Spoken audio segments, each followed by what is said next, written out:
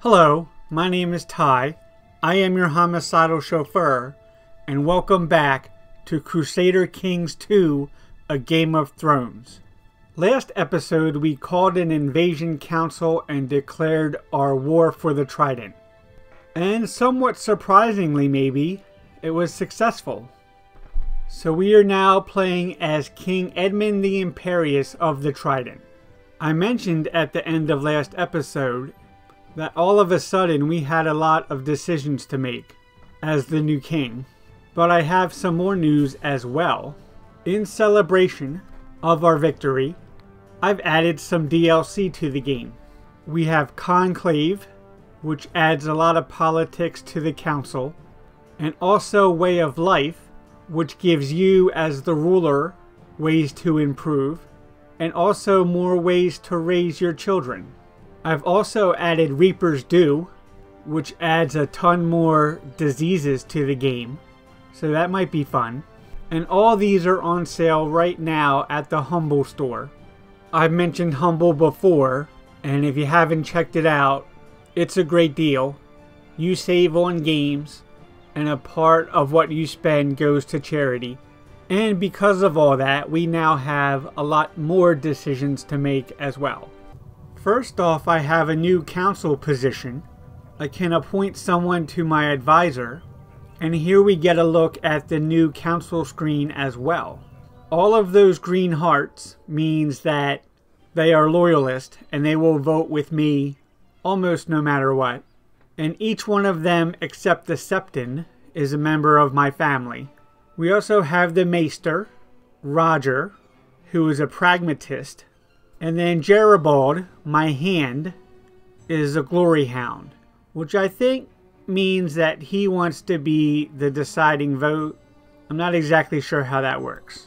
But at the moment, I don't need to appoint somebody only to help me with the politics.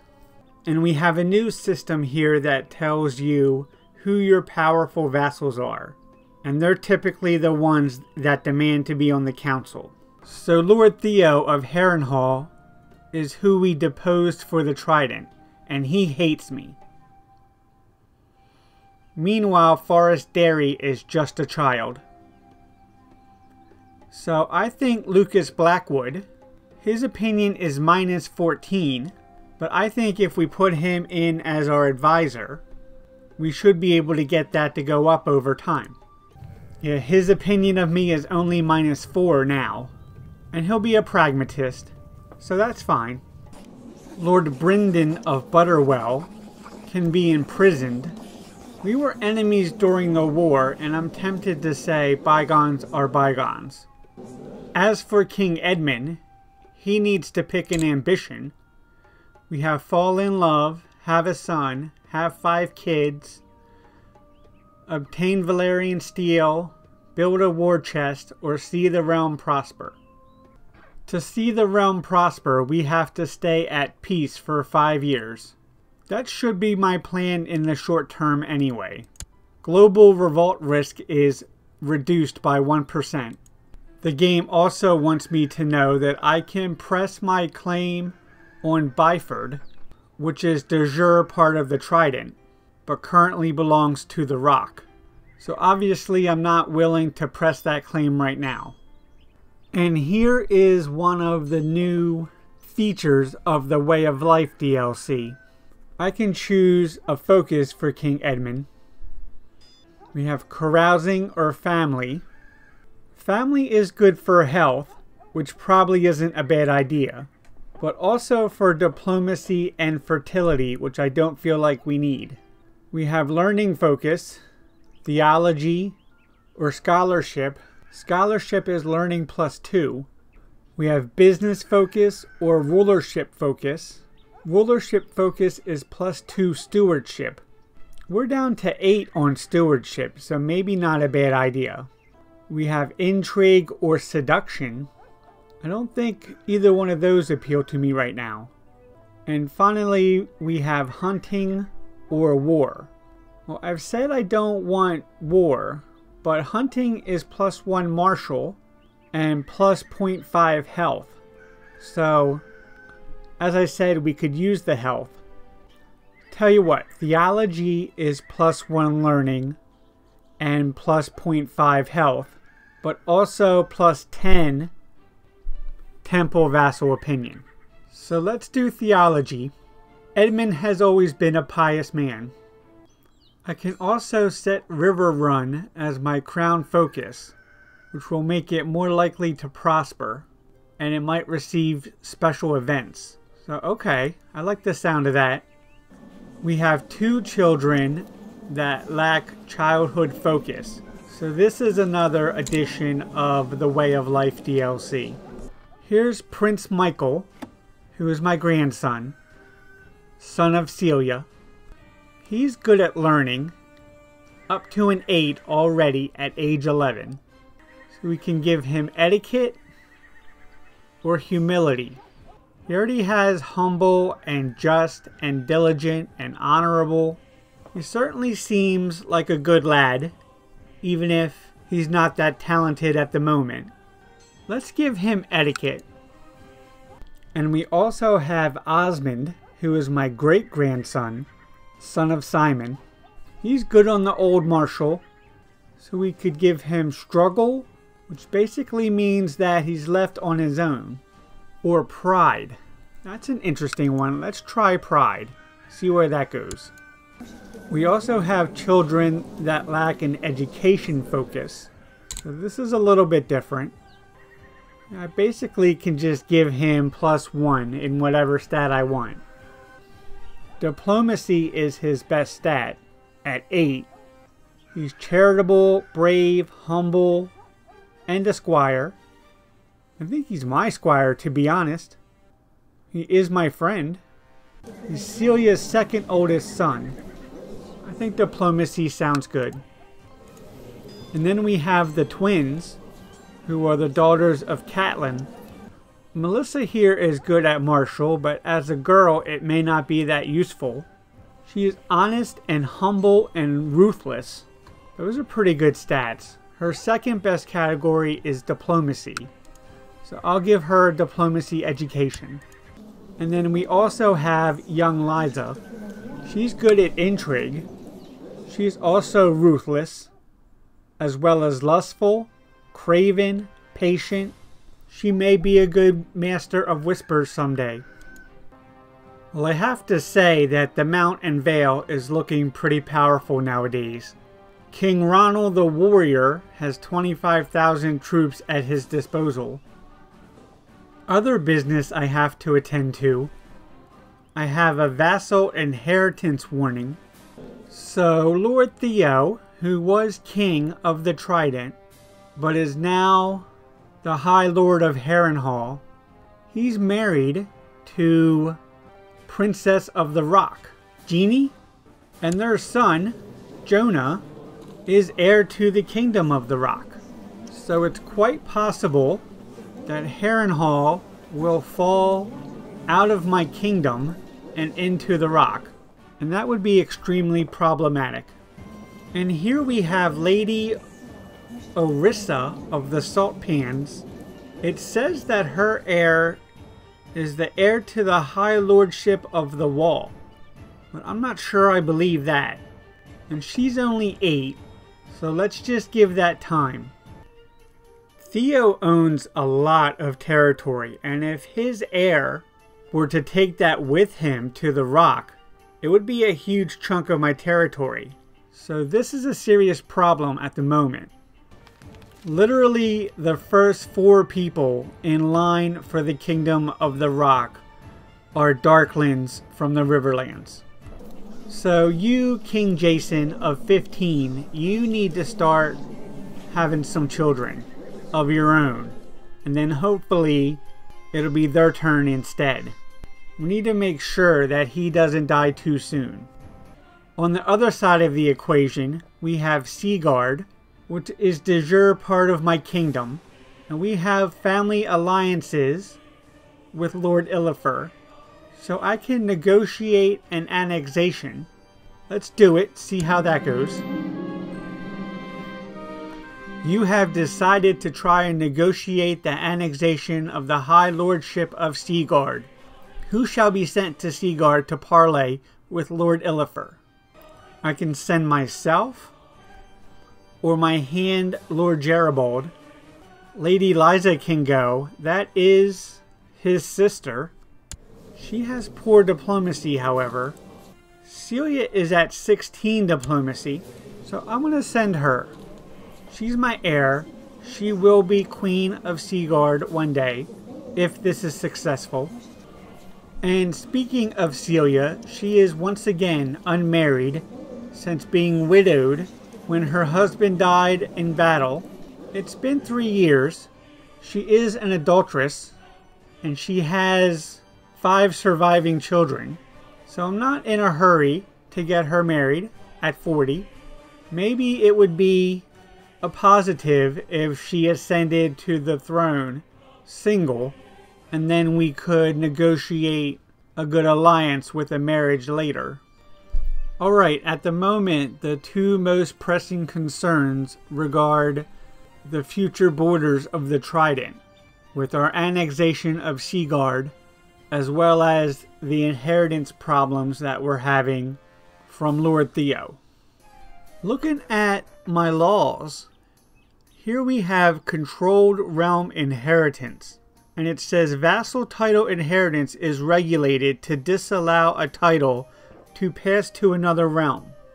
So maybe despite what this warning says, I don't have anything to worry about. I'm not going to rest on my laurels though.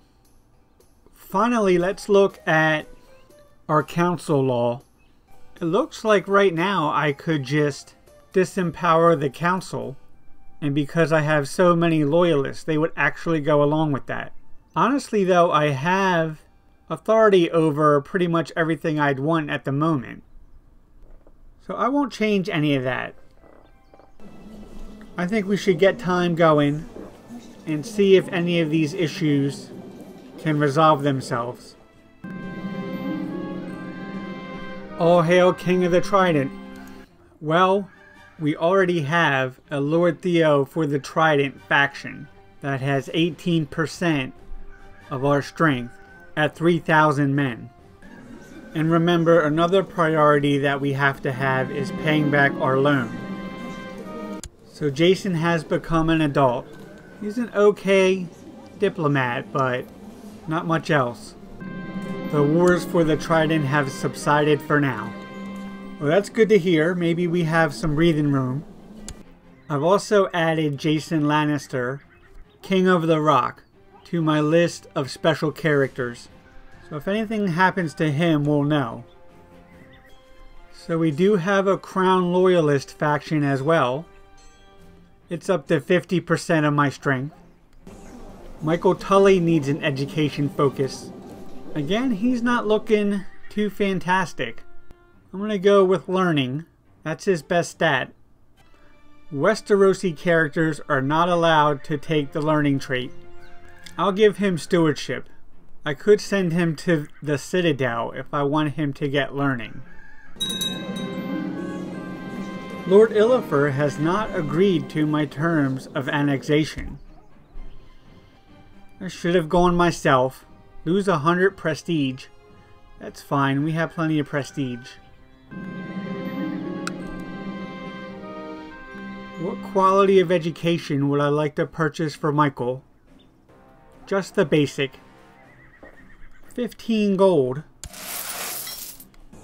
Lord Danos would like to send me his daughter, age 11, to be my ward.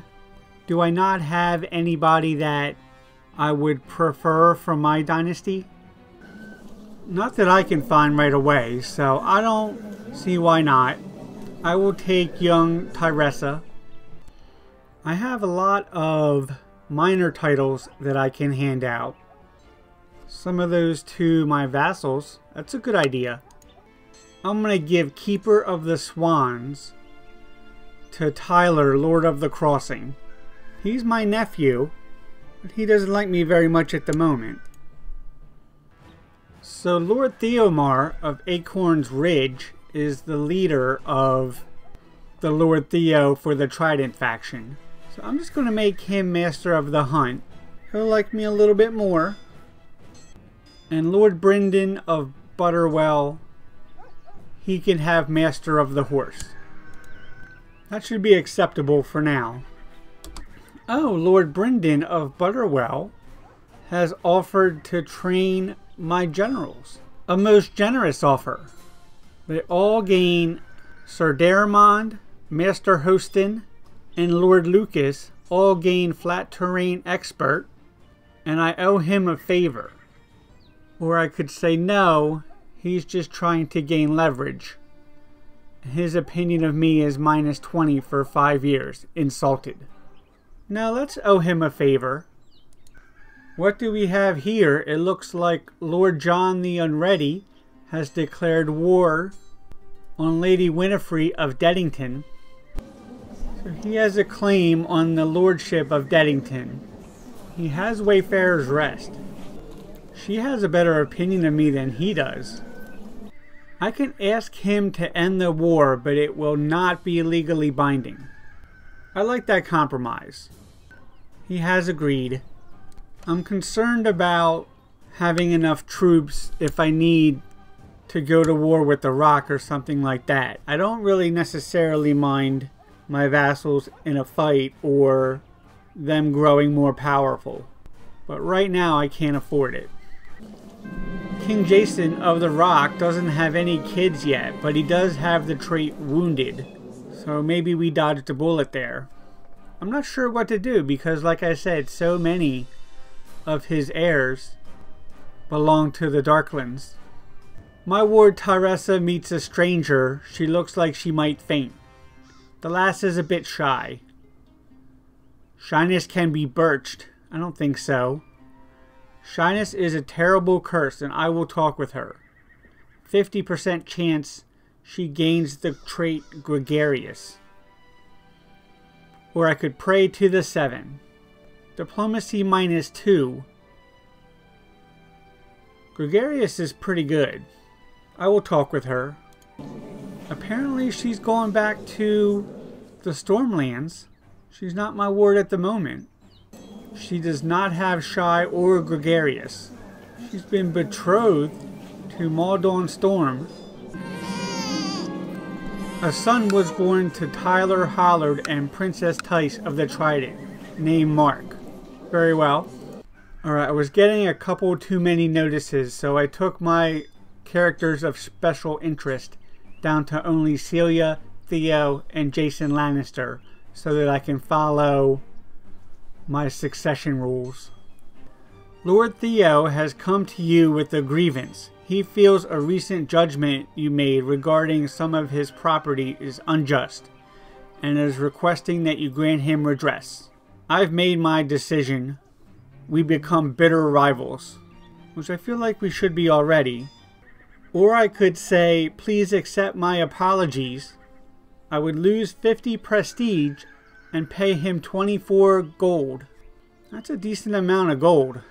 I guess we're going to become bitter rivals. Having a look at the plots, there seems to be quite a few.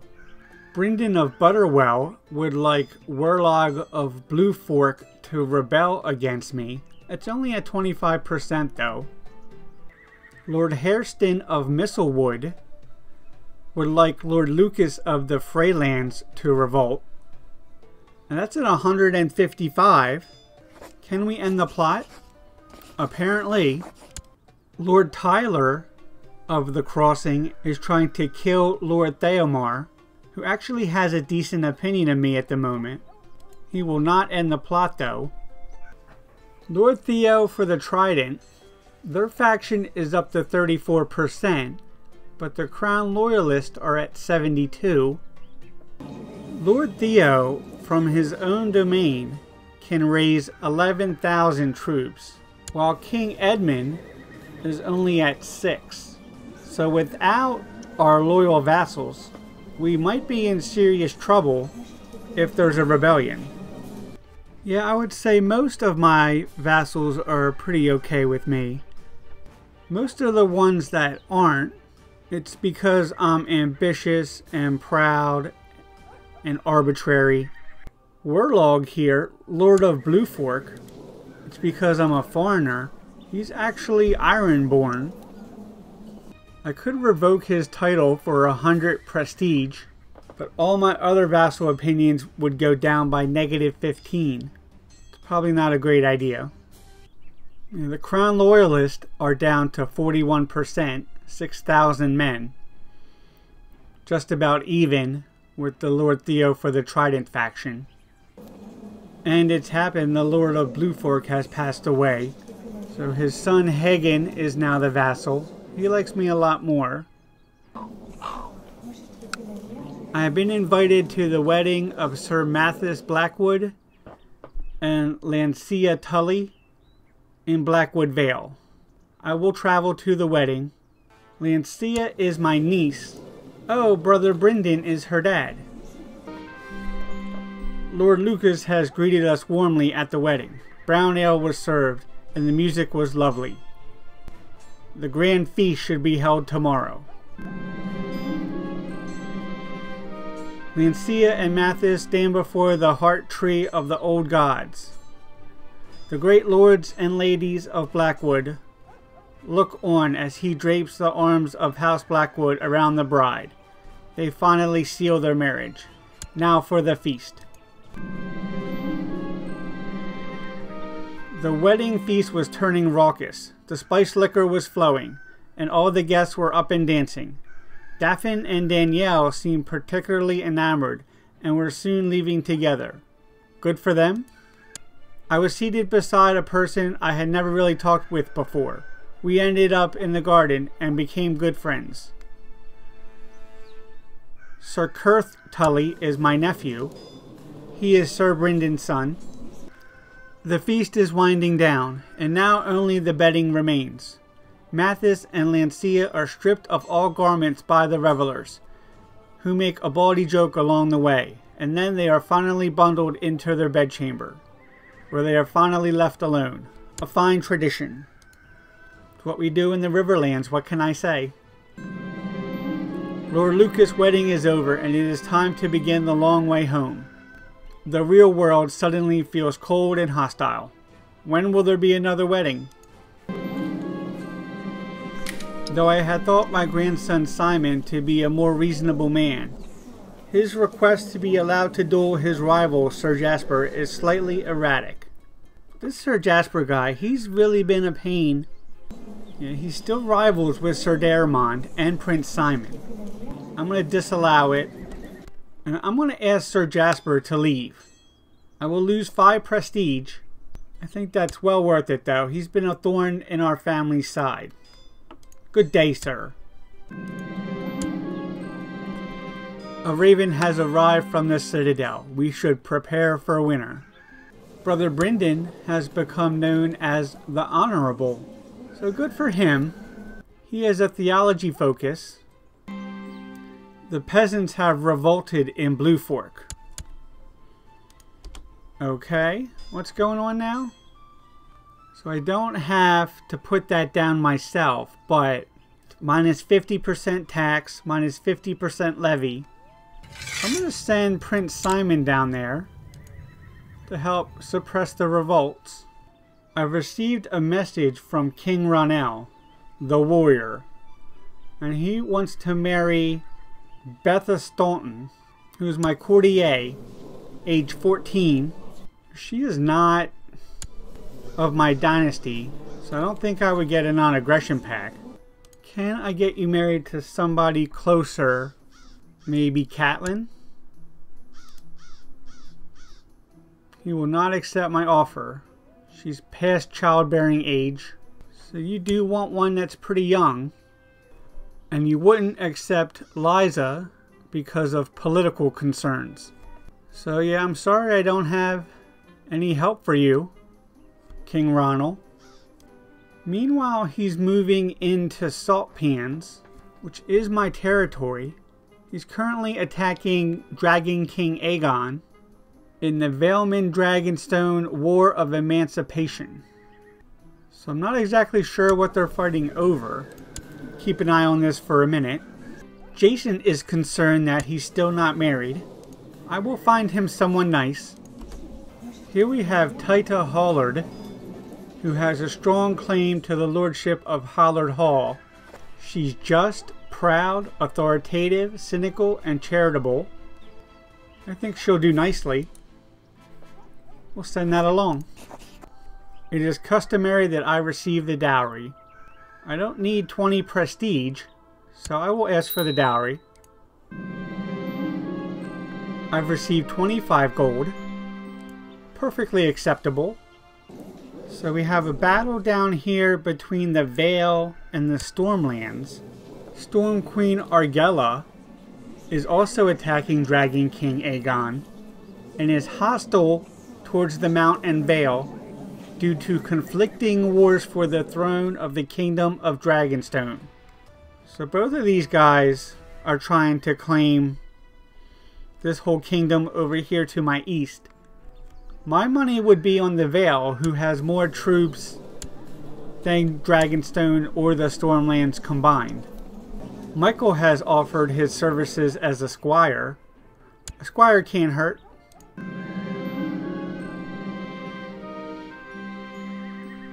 Yet another morning when I wake up feeling as tired as when I went to bed. I should do something about my listless mind. Perhaps spend some time alone. Seclude myself in prayer and meditation. It would cost me prestige, diplomacy, and vassal opinion.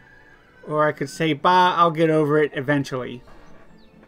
Let's seclude myself in prayer and meditation. Celia has been appointed regent, so that's all a-okay.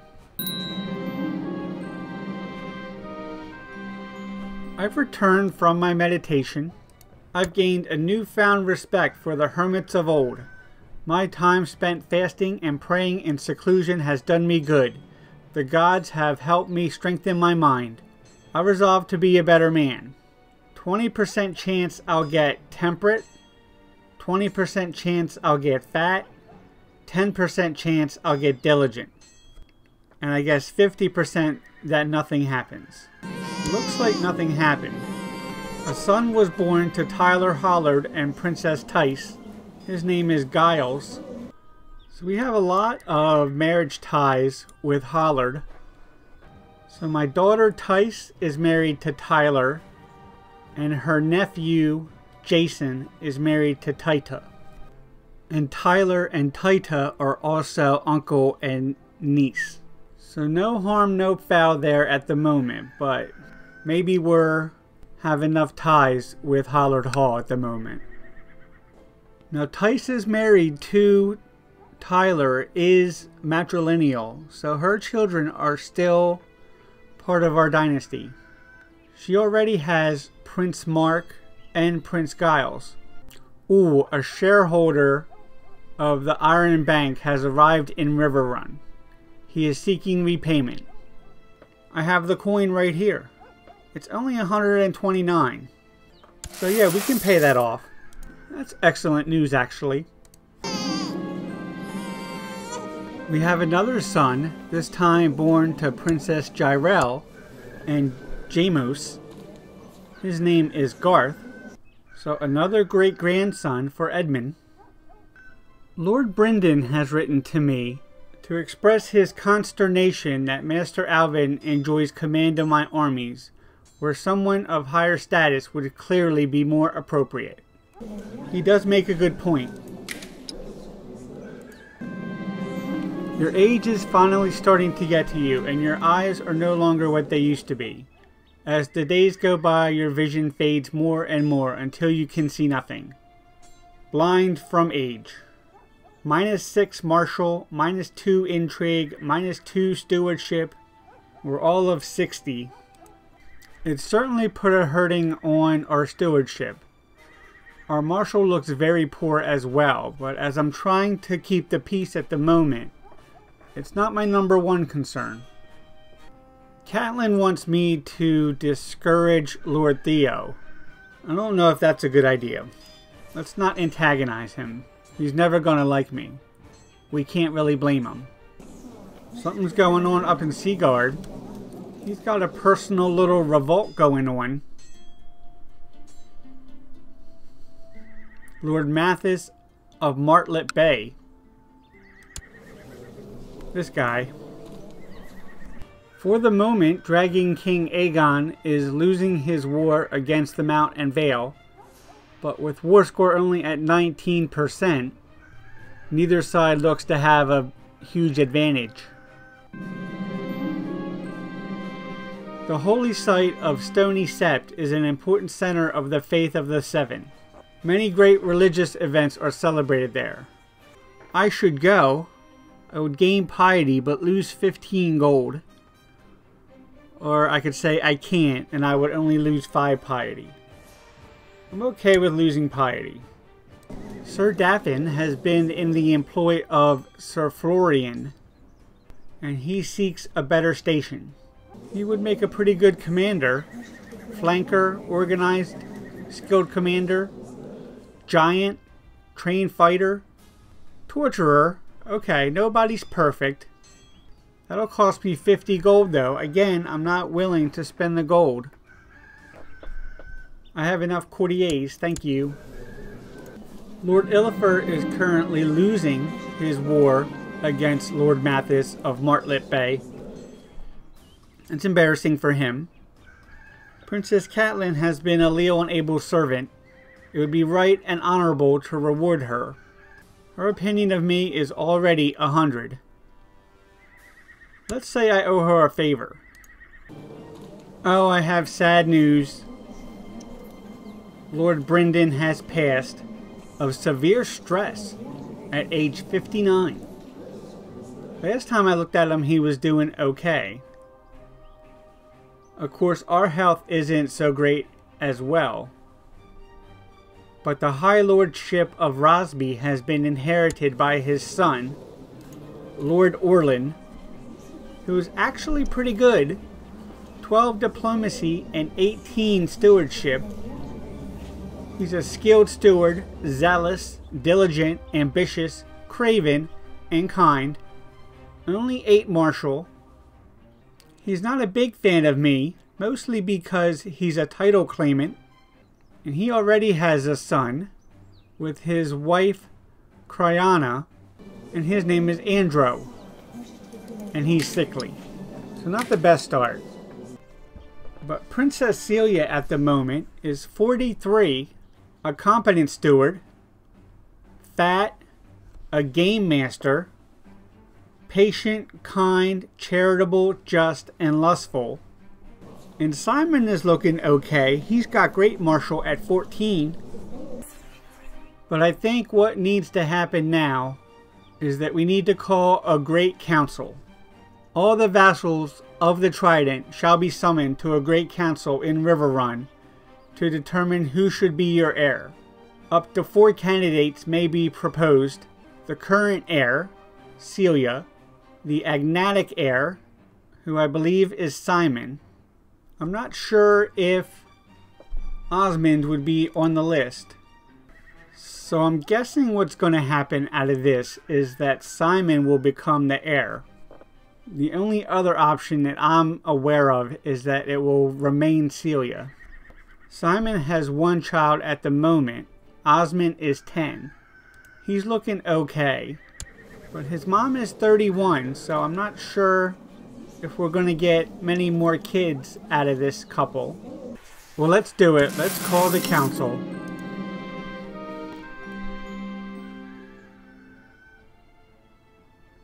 Simon, Orland, and Celia are the possible claimants.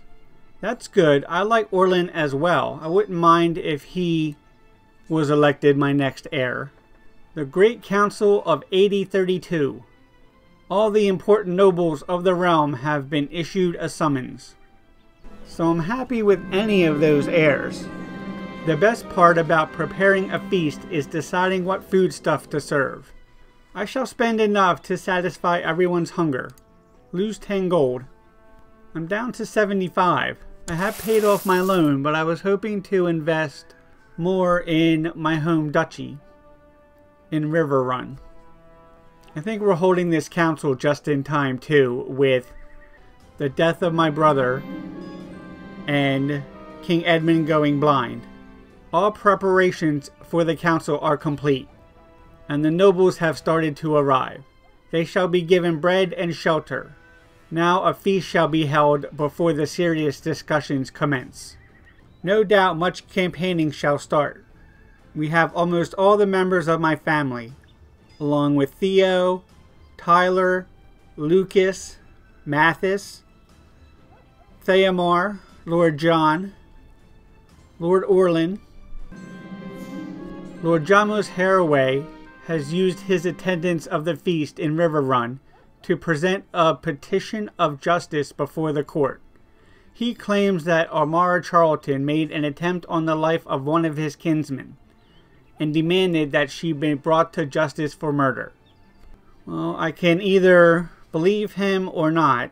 I don't have any other evidence. So my opinion of her, Amara, is minus 32. My opinion of Lord Jamos is only minus 4. She does like me better though, however. He is a lord as well, where she is not. So I'm going to arrest her and she must be made to answer. She's in the dungeon awaiting her fate. Some of the guests did not seem satisfied with the food, but I would never have thought they would have complained out loud. Lord Theramar said a lot of nasty stuff about the food, and I couldn't help but feel irritated. If you don't have anything nice to say, Amara is complaining about her prison. Let her rot. I'll take care of her after the council. The feasting is over and the council can begin. You have formally announced that you would like to put the matter of the succession before the lords of the realm. We can now debate. As a vassal of note, when Prince Simon came to speak, the council listened intently. Their arguments in favor of Lord Orlin seemed to resonate with many, and some of the council giving audible shouts of agreement. So Prince Simon was actually arguing in favor of Lord Orlin, and Lord Orland was arguing in favor of Lord Orlin. Now Lord Mathis comes to speak, and he's in favor of Lord Orlin. Lord Melhar of Willowwood supports Lord Orlin, as well as Lord Theomar. Lord Roger and Lord Samwell of Acorn Hall. When Lord John came to speak in favor of Prince Simon, he drew open ridicule. Sir Sefton argued in favor of Simon though, and his speech roused many cheers of support. Lord Geribald is for Lord Orlin, and Princess Celia comes to argue for her son.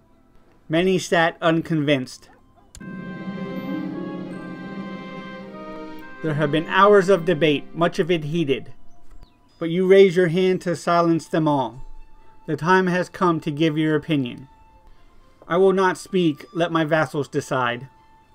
I shall speak in favor of Princess Celia, or the heir in the male line should inherit, and that is Lord Orlin. I could say Prince Simon would make a good compromise. I think my vassals should decide.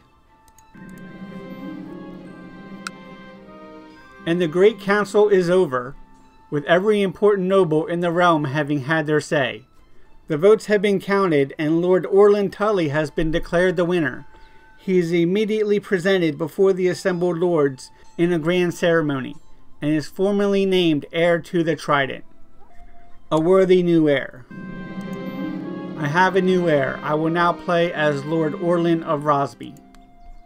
So he has great stewardship and good diplomacy. Not the best marshal, but I think he'll make a good king. And he won't have some of the negative effects that Celia would. Jason and Taita have had a daughter named Jania. So Orlin is 27, and as I mentioned, he has one son, who is now 2, and his wife is House Hogg. Her grandfather is Sir Sefton of Sowshorn, who is Justiciar of Rosby. He was our Justiciar for a while too. And immediately, Orland has started the deposed King Edmund faction. So, shame on you, nephew. Some of the lords are still on their way home and you're already plotting to overthrow me. A poor old man. Just wait your turn like everybody else. So we have a new child that needs a focus. Delaney Mandrake, who is a daughter of Celia, but was born after Clement died. So for some reason, the matrilineal marriage has not been recognized, and she is House Mandrake. I think I'm going to end the episode there. It's a good place to leave off, with our new heir lined up, ready to take the throne, more than ready to overthrow me. But as I said, I think he'll be a good king. I wouldn't mind keeping Edmund around for as long as possible though. And now I want to see if maybe I can expand House Tully within the Trident. That I can claim pieces of the Trident back. So we'll be looking forward to that as well. I hope you'll join us. For now, my name is Ty. I am your homicidal chauffeur. This has been Crusader Kings 2, A Game of Thrones. Please like and subscribe. Thank you very much. And have a good night. We got more up here. And that's it. We failed the event. Makes it 2-0. For duty. Get all these archers behind the lines. The good news is that we are profitable. And we need to focus on the boat. I've been cuckolded. -100%. Job done.